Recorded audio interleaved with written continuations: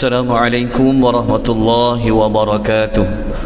Alhamdulillahilladzi bini'matihi tatimmus shalihan wassalatu wassalamu ala Rasulillah amma ba'd. Tuan-tuan dan puan-puan rahimani wa rahimakumullah, insyaallah pagi ini kita akan memperincikan kembali ayat yang ke-21. Kita baca terlebih dahulu. A'udzu billahi minasy syaithanir rajim.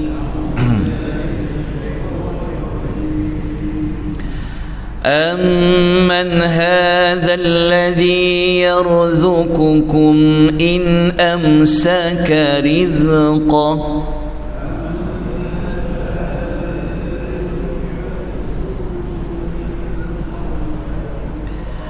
بَلْ لَجُّوا فِي عُتُوٍّ وَنُفُورٍ.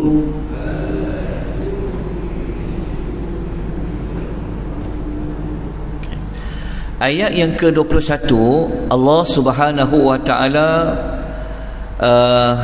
bertanya sekali lagi seperti ayat yang ke-20. Namun ayat yang ke-21 ini adalah pertanyaan Allah dalam bentuk mencela mana-mana orang-orang yang kafir yang mereka meyakini bahawasanya ada makhluk lain seperti patung-patung dan berhala-berhala yang boleh memberikan rezeki kepada mereka. Maka Allah nyatakan, amman hadzal ladzi yarzuqukum in amsaka rizqah, atau siapakah yang memberikan rezeki kepada kamu jika Allah menahan rezekinya.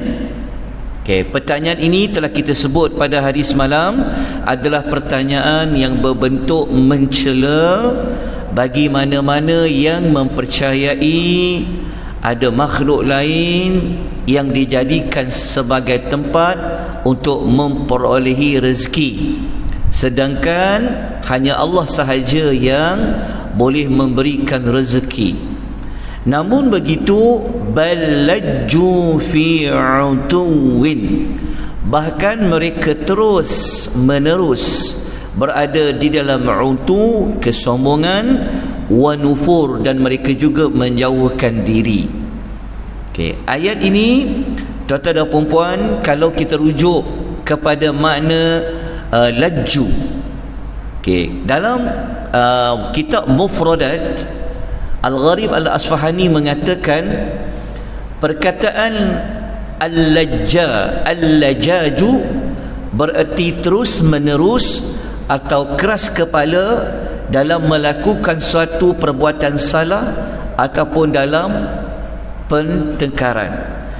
Jadi ayat tadi Allah mengatakan orang kafir ini walaupun mereka ini telah diberitahu oleh Allah bahawa tiada yang boleh mendatangkan rezeki melainkan Allah, namun mereka ini laju, maksudnya mereka terus menerus berpegang juga kepada kepercayaan yang salah yang dikaitkan dengan rezeki yang boleh didatangkan oleh berhala dan patung-patung.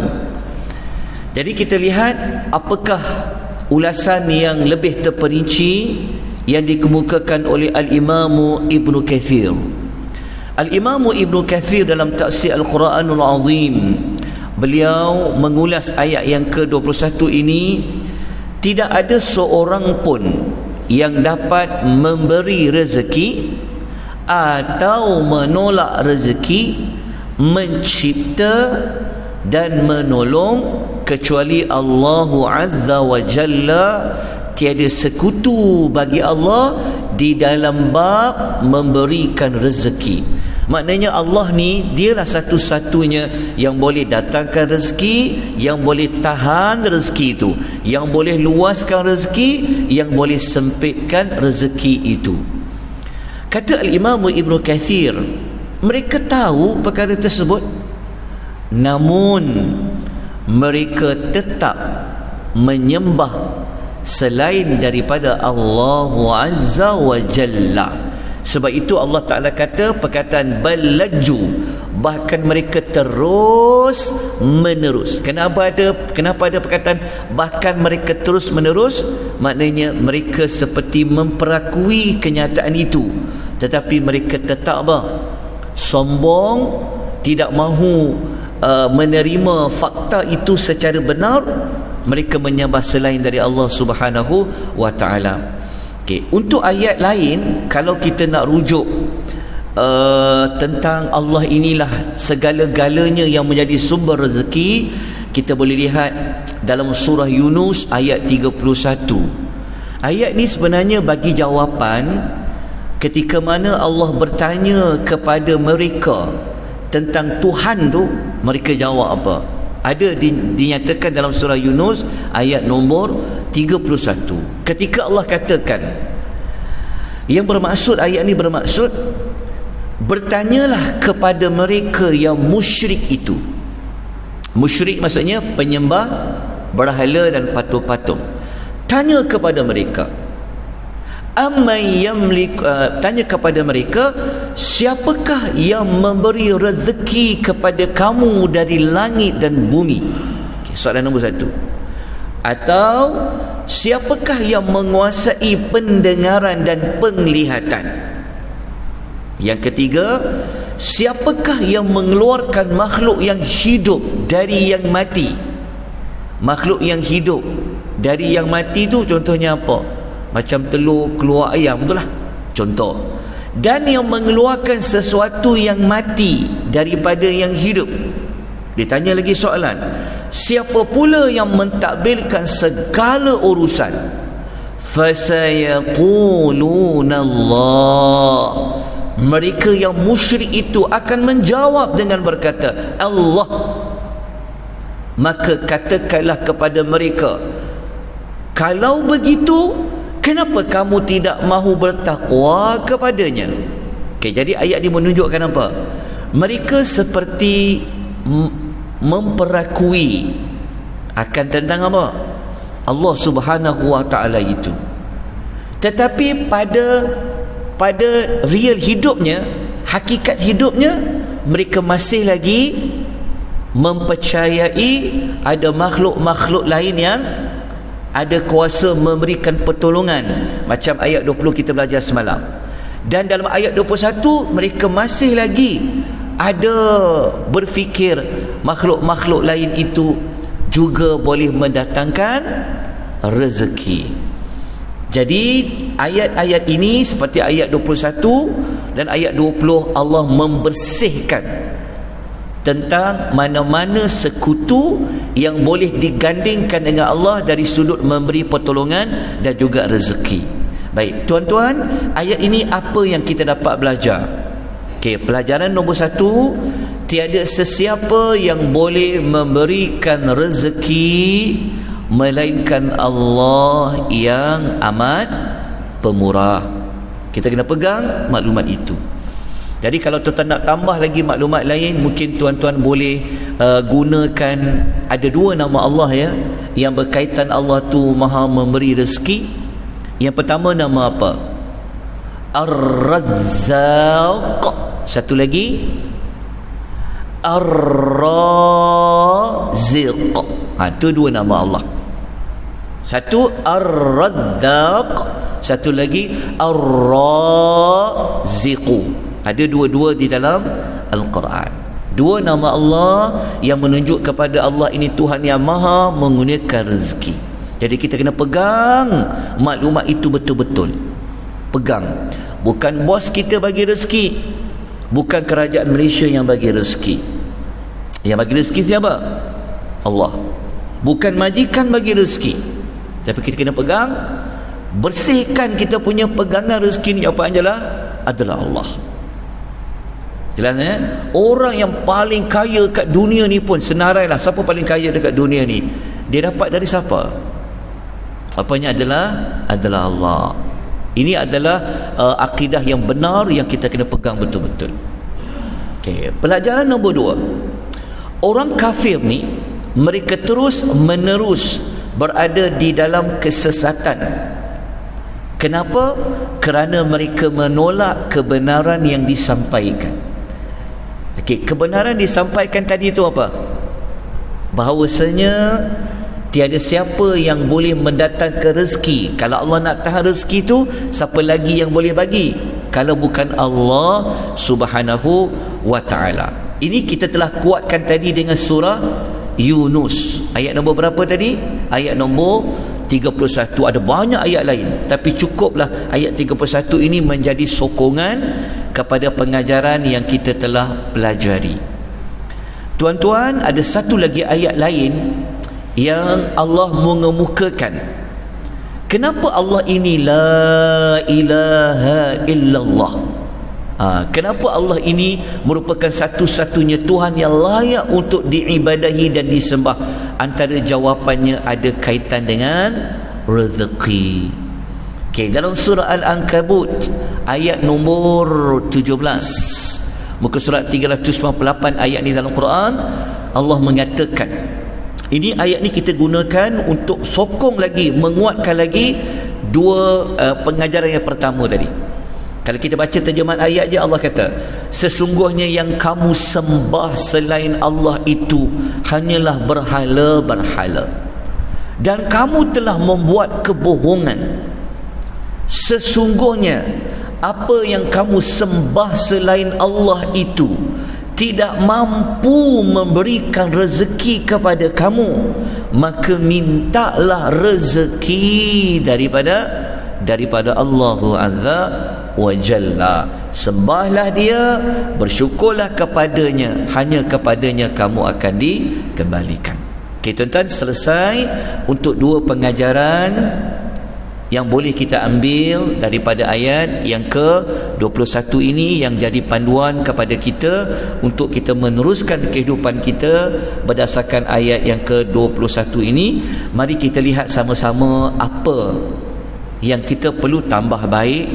Kalau ada yang tidak menepati ayat ini, kalau sudah kita lakukan, kita teruskan. Jadi kita lihat dekat dalam ayat ini, yang pertama, tindakan pertama setelah kita tahu pengajaran pertama tadi, maka kita kena kukuhkan keyakinan kita, kepercayaan kita 100% yakin bahawasanya hanya Allah lah yang mengurniakan segala rezeki kepada makhluknya. Semua makhluk, haiwan ke, manusia ke, jin ke, siapa-siapa pun, ia hanya Allah bagi rezeki. Okey, saya nukilkan ayat dalam Quran yang menunjukkan nama Allah Ar-Razzaq tadi tu.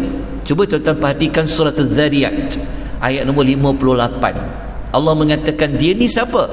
Innallaha huwar razzaqu dzul quwwatil matin.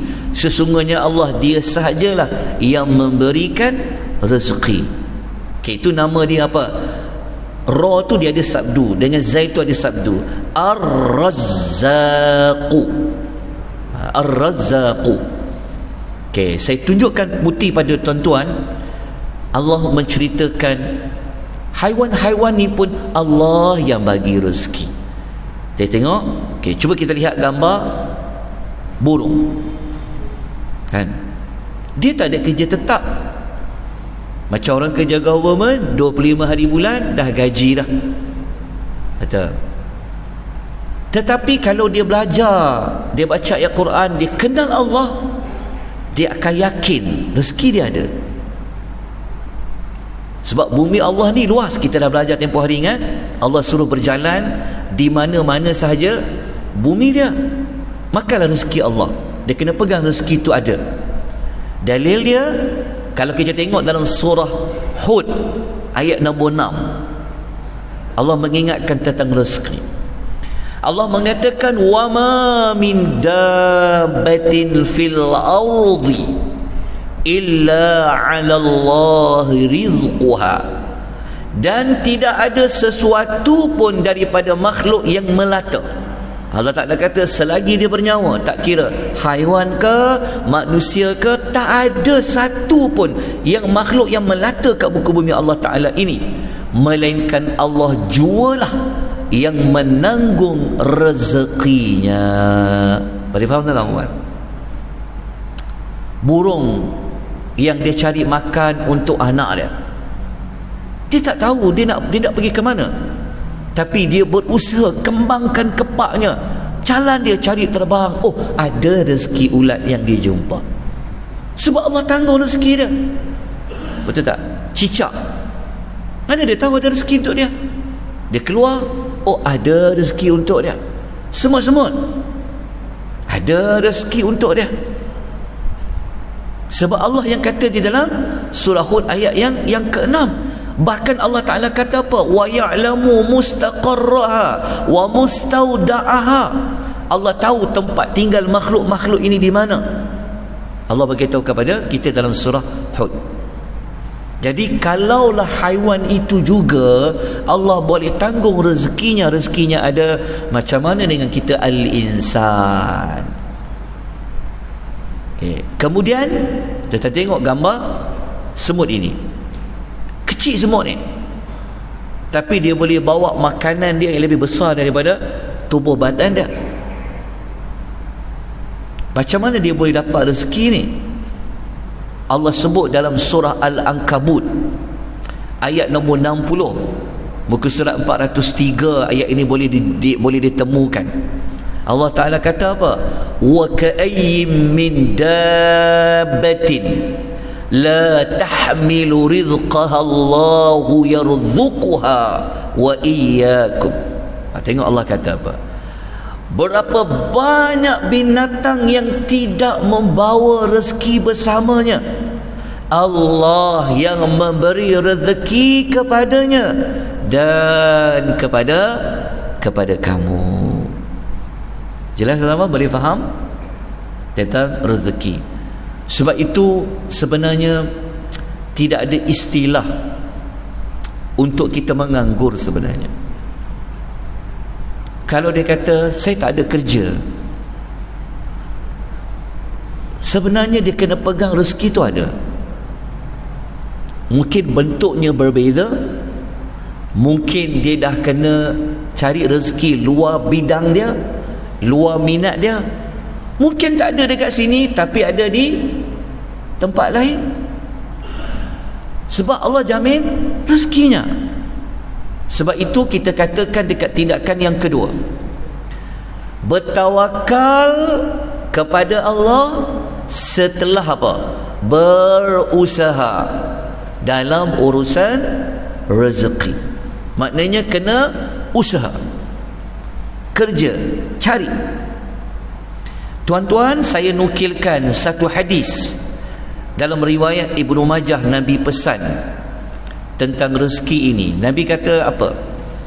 Nabi kata ayyuhan nas. Nabi SAW bersabda, Nabi SAW bersabda dalam hadisnya, wahai sekalian manusia, ittaqullah, bertakwa kepada Allah, wa ajmilu fit talab, bersederhanalah mencari nafkah, mencari rezeki.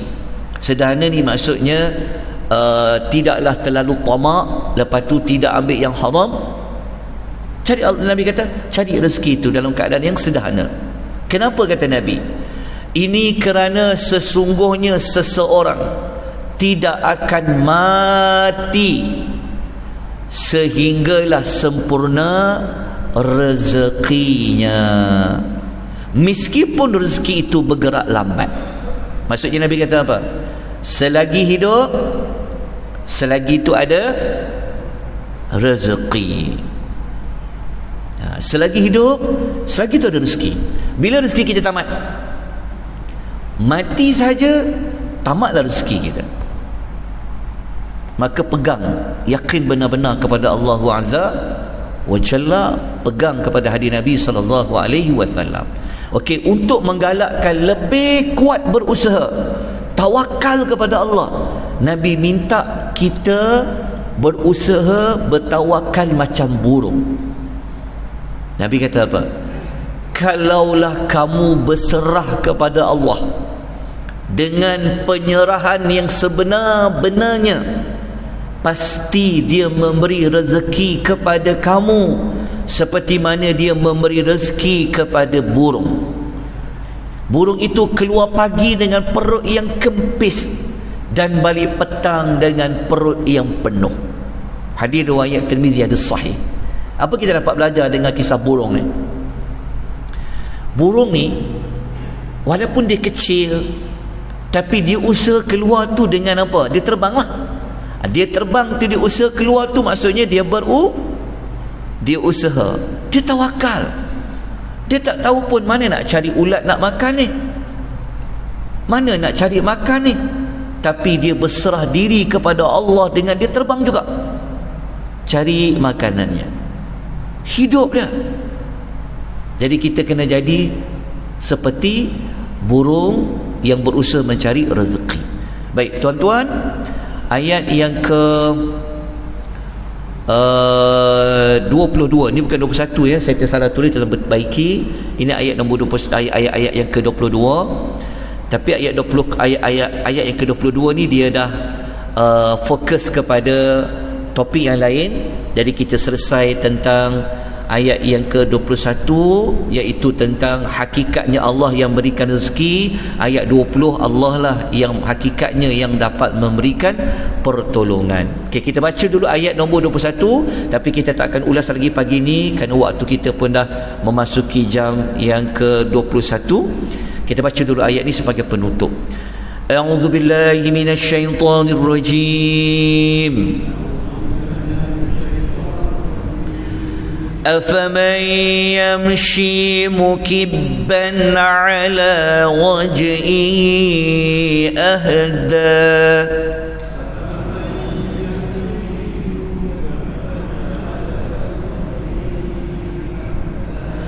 أمن يمشي سويا على صراط مستقيم.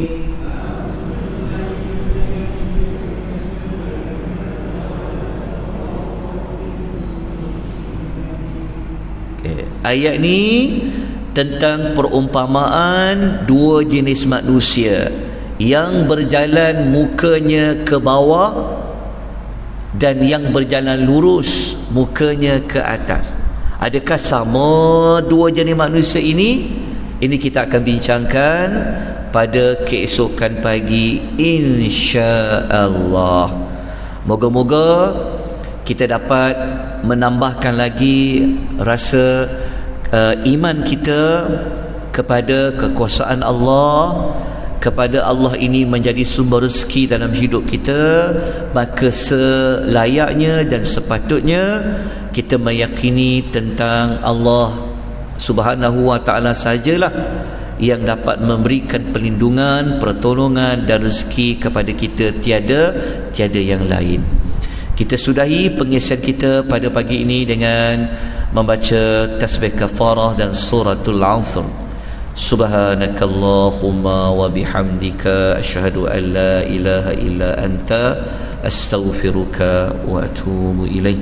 Wal 'asr innal insana lafi khusr illa alladhina amanu wa 'amilus salihat wa tawassaw bil haqq wa tawassaw bis sabr. Wabillahi taufiq wal hidayah. Wassalamu alaikum warahmatullahi wabarakatuh.